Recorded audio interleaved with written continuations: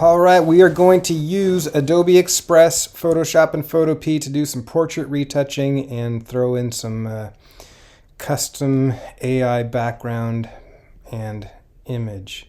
So here's my Adobe Express results. Let's go Photoshop.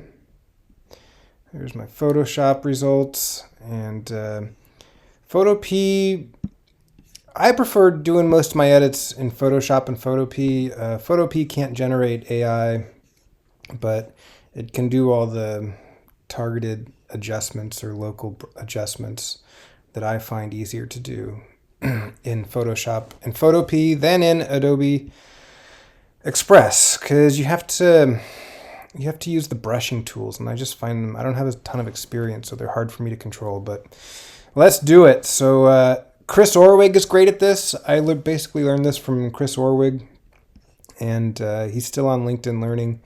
So I got an image here of my daughter after getting some face paint, eating some pizza, but it's kind of dark, and the eyes are dark and not sharp, and so I want to brighten up the eyes, and then the face is kind of dark, and the hair is kind of dark in the middle, so you can see the original image didn't have this brightness and over-the-top sharp eyes that I adjusted or did some portrait retouching with. Okay, so let's go to the Adobe Express homepage and drag in our image.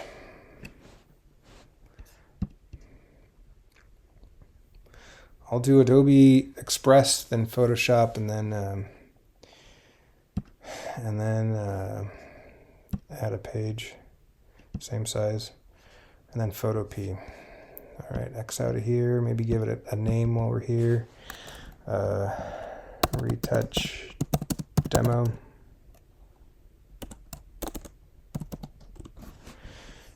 And so I made a duplicate. So I just have this. So these pages kind of become your layers. And so if I want to duplicate, all right, then it goes to a new page. Just so I have that first one and I can go back in case I mess up. So now I'm on the second page. You can copy and paste it, but it's kind of a good idea to keep a copy of your original, at least in Photoshop. These are kind of like the layers here, the pages. All right, so I'm going to target it and remove the background.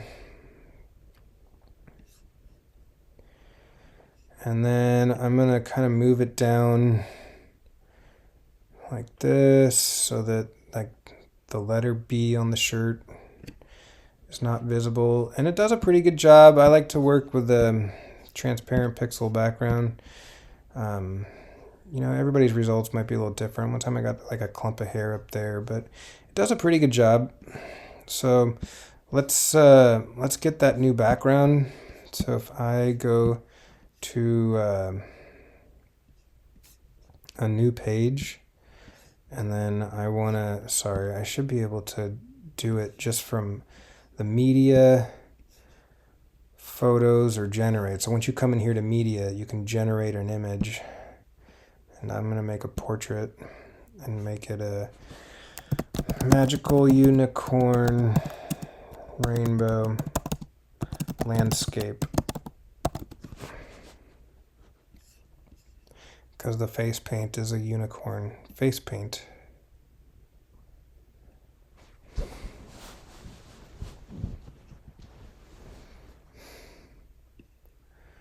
Alright, so I don't really want the unicorn, but I like this one here with the river and the rainbow. So let's expand it, take up the whole screen and drag it below. Looking good. And while we're here, we can try messing, like, you know, I want a unicorn head, kind of like here, like she has a unicorn friend. So I'm gonna, let's say target, actually I had to do the merge. All right, so in order to get a new page and to kind of fuse these two layers together, you have to download it and upload it. So just PNG, fine. Download it, and then go to page 3 and bring it in. All right, so now you can see it's one layer, it's fused together or merged. now I should be able to use my insert object. Because if I tried to do it before, it would, like, the piece of pizza would stay there. So, all right, so make it a big brush. And then I want to do a rainbow unicorn, like a horse head, or let's just try head. And then get the purple where you want the unicorn to be. And insert. Oops, I forgot a little.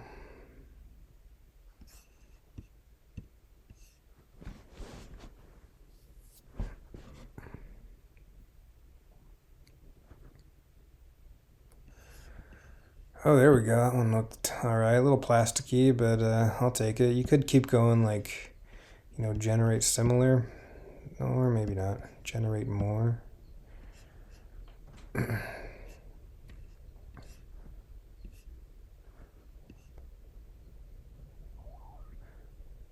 All right. Come on.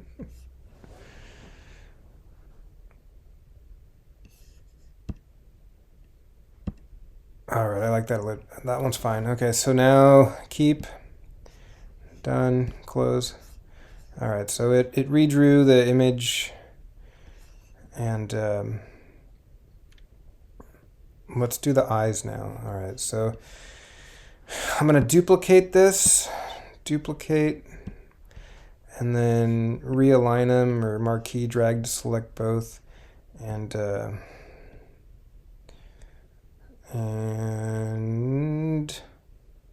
I don't want to group them. I want to align them, but I'm not seeing my position here on the left. And then middle center to align them. I should have done top left, but all right. So now they're aligned. I just want to reposition them and up a little. Okay, or just move until you get the double crosshairs. All right, so I'm going to take the bottom layer and drop the opacity down to 0. I'm going to set the background color to none. And now targeting my top layer, I'm going to erase everything but the eyes. So I don't want quick select, I want the circle brush. And I want to make the size of this bigger, Command Z, bigger than the eye. I'm only going to adjust the iris of the eye, like the colorful part of the eye inside the white pupil. So I'm going to click once, click again, and then I am going to invert, and now I got just the eyes left, and I'm going to hit done, which puts like this bounding box around them, and the bounding box kind of messes up your eyes. So now that I've kind of removed the background, I can zoom way in and polish it up. So if I come in here to like 100% and scroll, now I can go to my erase again, make sure I keep targeting the top layer. And then I can come back with maybe a little smaller brush and kind of paint around the outside of the pupil.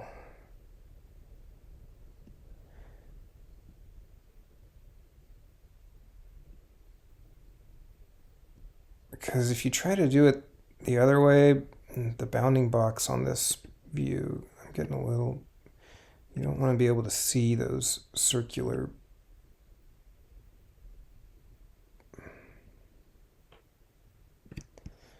All right, that's pretty good. Let me do the other eye.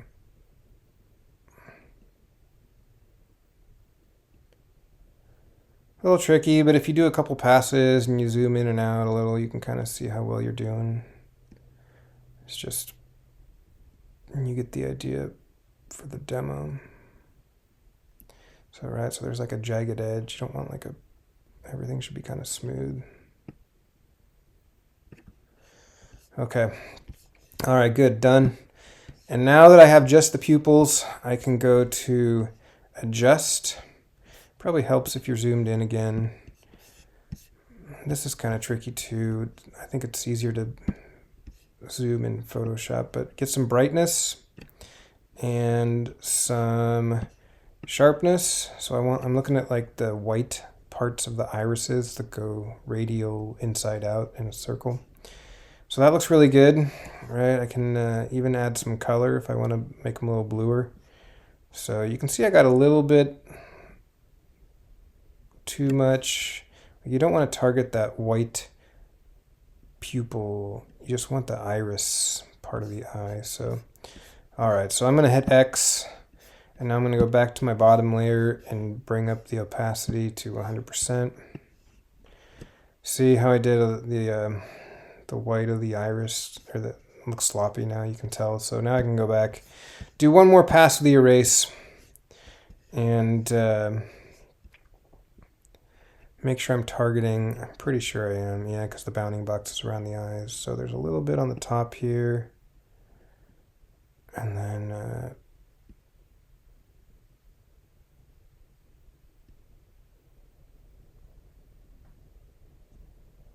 all right, so only I'm going to notice that.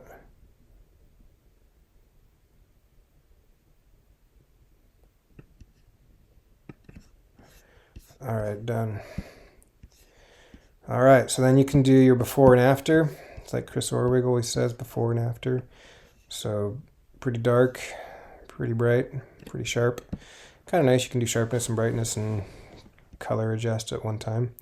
And then I just thought that it was the hair's kind of dark in the middle, and so the eyes are attracted to brightness, contrast, and sharpness. And so you want people to look at the photo and look at the eyes of the subject, and as well you want them to look at the face, right? And there's just a lot of stuff going on in this image, and so the brighter the face and the eyes, the better. All right, so I'm gonna do that download merge trick like I would in Photoshop with a layer, but I gotta do a new page, same size, and then drag, whoop, Command Z. Didn't like that. A little tricky too with Adobe Express. I have to keep recentering. All right, so I want to do the same thing where I duplicate it, click on the image, duplicate it. Let's just do the double crosshairs alignment, and then drop down the opacity, change the background to none, get the opacity of this bottom layer to 0, and then I want to target the top layer, and I only want the face. I only want to brighten the face. If I brighten everything, it's just going to look crazy. So let's do erase, and I want to select a little more than I need to, so I'm going to get the hardness way up, and then I'm going to kind of paint. Again, you can kind of do 2 passes, probably the smarter way to work if you're trying to be more precise.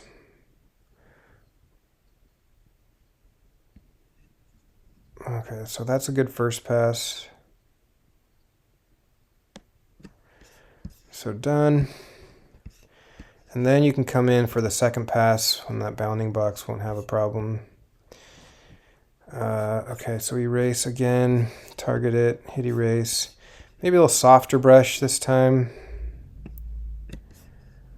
Right, and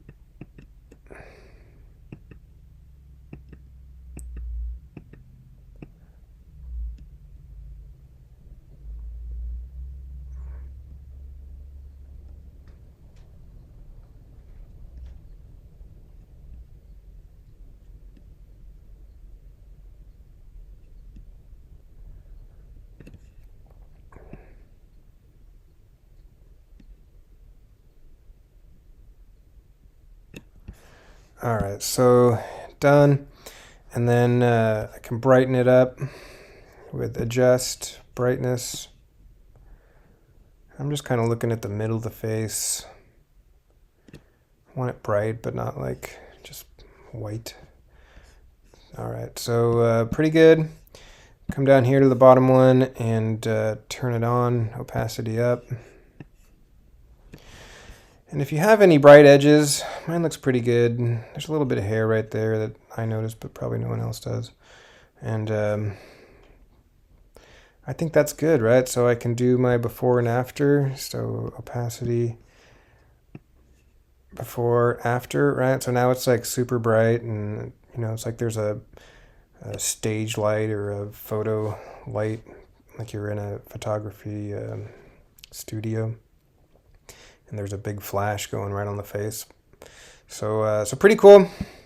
And we did it in Adobe Express, right? So it was a little clunky, but not terrible. So all right, so I'm gonna go to Photoshop now and drag in the image, or drag the image onto the icon in the dock, or right click, open with Photoshop, and do what I did last time. I guess I could do Command J to jump it to a new layer so we don't lose our original, kind of like creating a new page.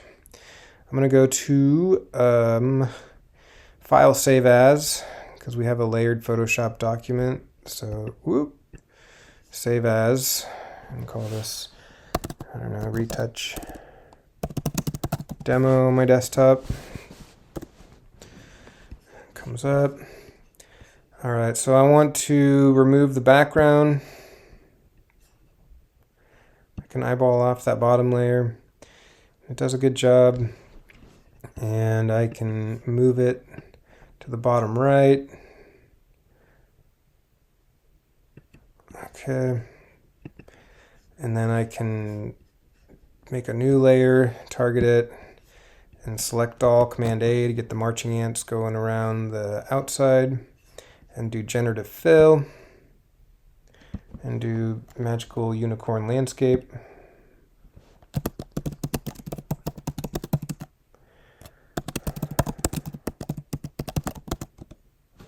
think I misspelled landscape.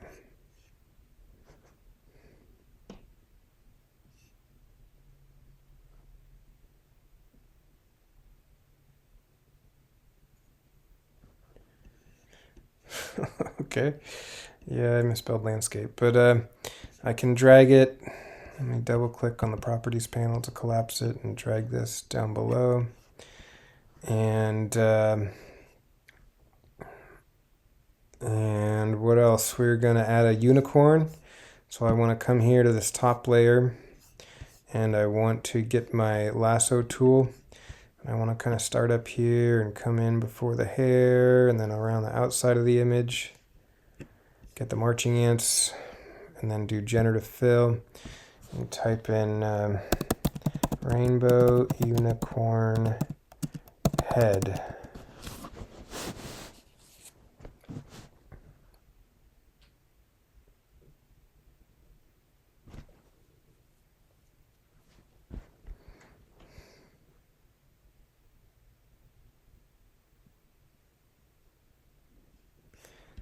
All right.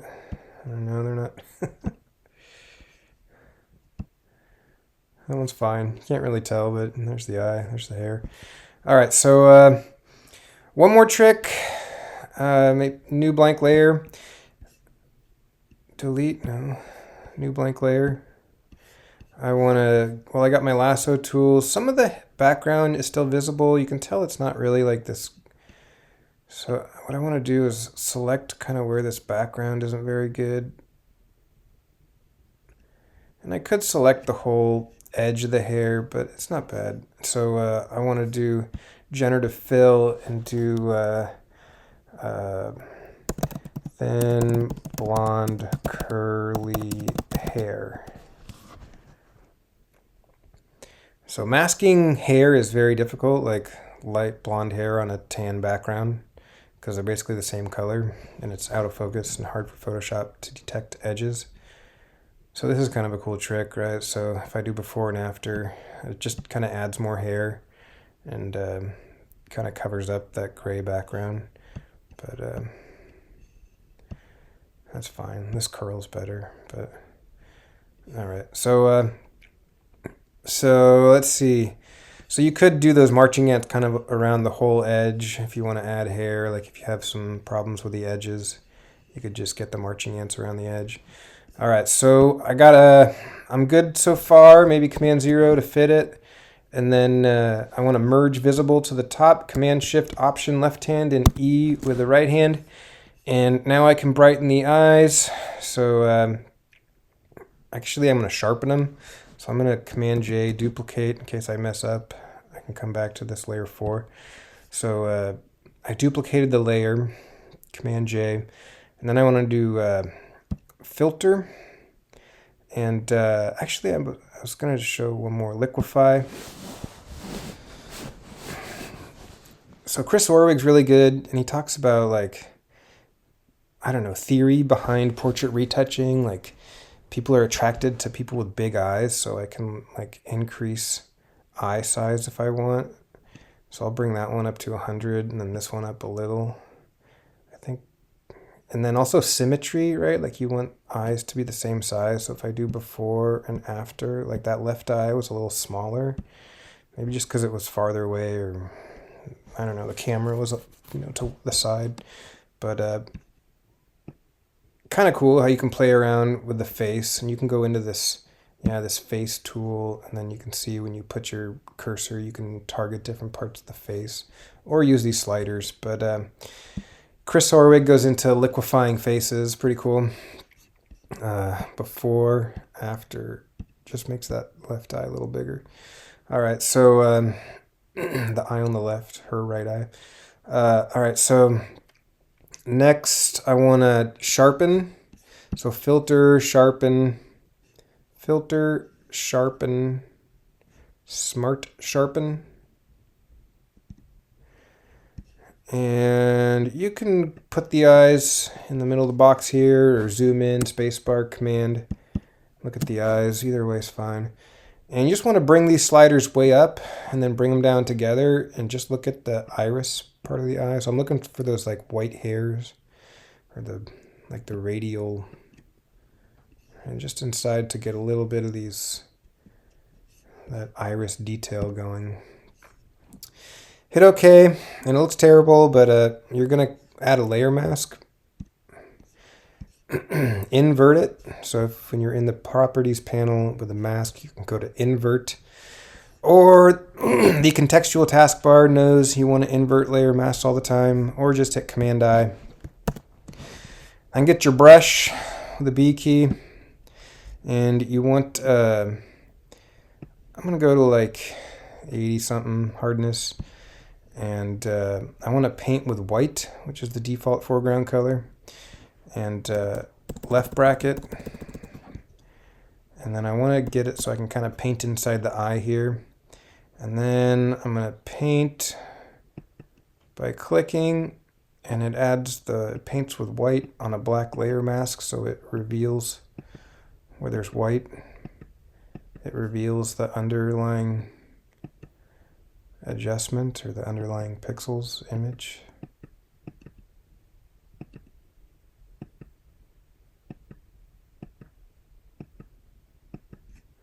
All right, so now we got more detail, more contrast of those little hairs in the iris, or radial starburst. Okay, good. So I just find it way easier to work this way with these brushes and adjustment layers. I want to add brightness. So now I can add an adjustment layer under adjustments, or window adjustments, if you don't have that window adjustments, if you don't have it next to your properties panel. And come in to single adjustments, brightness, contrast, and then bring up the brightness and just look at the eyes. I just want to kind of 70 works for me. And then you already have your layer mask here, so you can hold Option and click on the black layer mask and drag it up so you get a double pointed cursor head, and drop it. You'll get an error, but say OK. And then you can do before and after. And if it's too much, you can always come into the opacity and drop it down to back off the effect or make it less pronounced. So, and if you want to change the hue to add some blue to the eyes, you can come into adjustments and go to hue saturation there on the right. And then I'm only looking at the pupils. You could add any color. Let's see, it's either one end or the other end. I know that's fine there on the right end. And then Option, drag your layer mask up. And if it's too much blue, you can always back it off to make it more subtle. Drop down the opacity. All right, so Command 0 to zoom out. We're kind of zoomed in on the eye. It's going to go to the Move tool, Command 0, and click off to deselect. And then I'm going to merge visible because I'm done with the eyes. So click on the top layer, left-hand Command-Shift Option, then E to bring everything merge to the top. And just adding some brightness to the face again. So I'm going to do an adjustment, brightness, and add some brightness to the face. So something so that the white parts of the cheek don't become like pure white. And then invert it. Command I. And then get your brush. This time use 100% soft or 0% hardness brush. So let me get the B to get the brush tool, hit the B key, and then change our brush settings, and then click on the background of the image. Right bracket to adjust my brush way up, and then click, and you can see here in the right I get like a, you can click twice if you want to add a little more to some of that top part of the head. Alright, so you're just adding before, after. And so you could do another one if like that top part of the head's too dark, or maybe that neck area is a little dark. I can make my brush a little smaller and kind of come in here. Alright, so before and after, dark face, nice bright face. When someone looks at the picture, they go straight to the face when they see the unicorn. Alright, so one last demo with Photopea. Photopea doesn't have the generative AI, but it still has all these great adjustment layers and painting with black and white on a layer mask. So let me open up Photopea and go to Photopea Home. I guess this one's not saved. Let me do Command S really quick. Nope, I want to save it to my P drive file. Save my last one.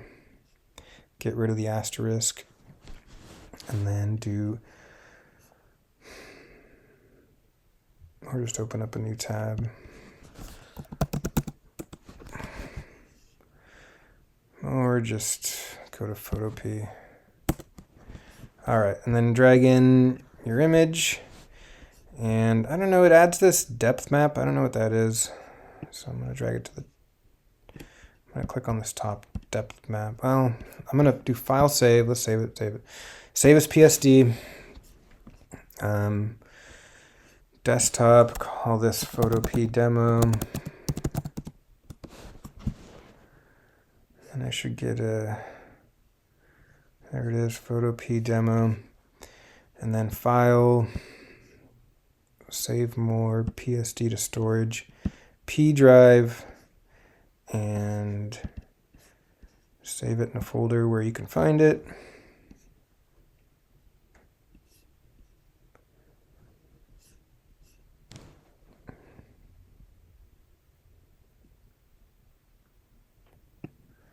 Drag this depth map to the trash. Okay, remove background. Search, remove background. Yeah, you gotta watch an ad. I got a 15-second ad.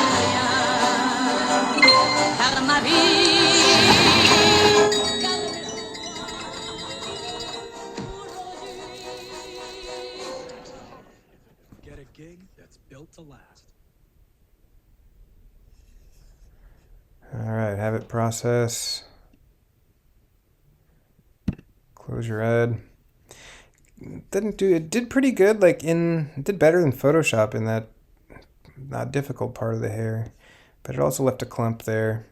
So I don't know, let's kind of put it down. It's a little darker too. I don't know when I imported it. So I can get the B key while I'm here with my brush, and I want to paint some black, so I'm going to hit the swap, a double pointed arrow there by the foreground background color chips, and use right bracket to get a little bigger brush, and then maybe bring my hardness down to, I don't know, 70 something, and kind of come in here and, okay, I want to target the layer mask, and then click over to, that was the only clump I found. Maybe I could get rid of that piece of the pizza while I'm here, just in case.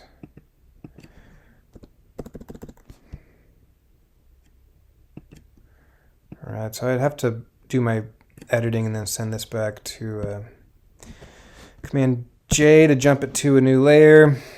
It's kind of dark. I'm going to do some brightness first off. Yeah, I don't know. It doesn't like my JPEG for some reason very much here. Maybe I needed that depth map, but all right, I'm going to keep going. I know it's been a long... All right, so collapse the properties. Okay, so we want to brighten the eyes. So Command-Shift-Option-E to merge visible to the top. And then I want to do filter, sharpen, smart sharpen. Filter, sharpen, smart sharpen. And preview checked. Bring them both up. And try to get to where you can see some hairs. You probably want to do spacebar, command, and zoom in a bunch so you can actually see what you're doing.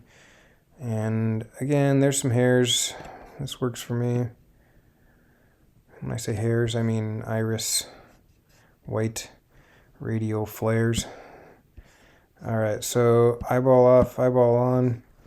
Definitely sharper. And I only want to apply that to the eyes. So I want to add a layer mask, that adjustment to the eyes, that filter. And then invert it, Command I. And then get the B key to get my brush.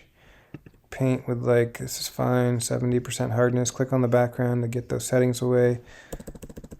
Left bracket, and then click, make sure your foreground is white. Hit the double pointed arrow, or hit the X key to swap them.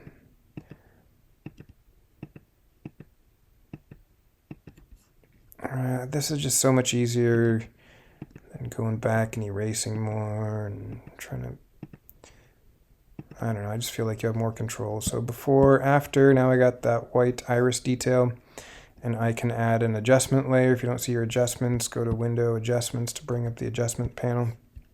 Brightness, add some brightness to the eyes. And so get your layer mask and option drag it up. Whoop, yeah, it worked. So before, after, and if you want to do a hue adjustment, you can come over here to the hue adjustment and then drag all the way to the right to add some blue for me, and then click on the layer mask, option drag it up, and if it's too much blue, you can drag the opacity down a little so it's more subtle, and collapse the properties panel so it's not in the way of everything. All right, so one more. I'm going to do Command-Shift-Option-E to merge visible to top. And then I want to brighten up the face, Command-0 to zoom back out. And I want to do a brightness contrast adjustment. And really make the face a lot brighter. And I don't want to apply it to the whole face. I want to be able to brush it in. So I'm going to get the brush. Change the hardness to 0. Click on the background. Make sure my brush, right bracket, is about the size of the face, a little bigger. And then invert Command I to make the layer mask black. Make sure I'm painting with white. And kind of click to add brightness.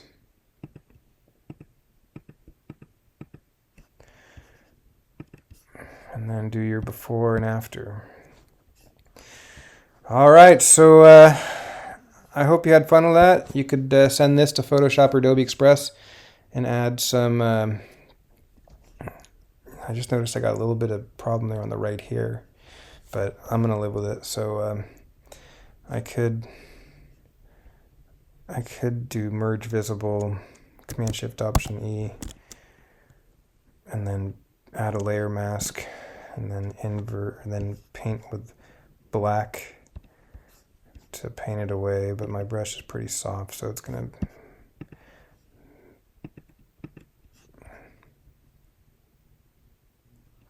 and too big. Yeah, see, I said I should have just lived with it.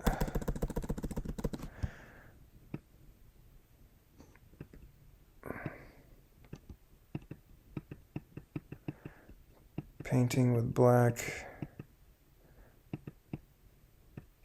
Maybe it's